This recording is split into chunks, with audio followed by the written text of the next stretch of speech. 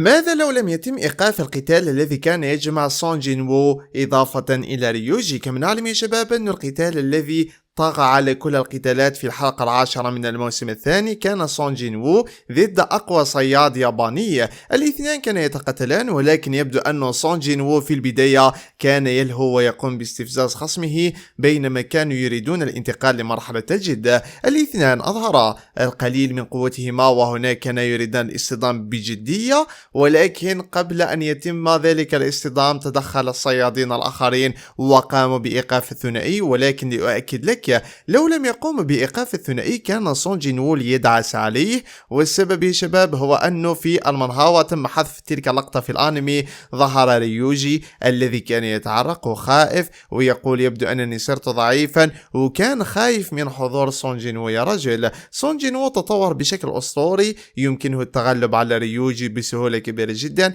إذا صيادي اليابان ولا شيء أمام البطل سون جين وو الذي يتطور بعد كل يوم. المهم، أخبرني برأيك في تعليقات. بحالك لم تشترك فاشترك، لايك وتعليق، ونلتقي قريبا إن شاء الله.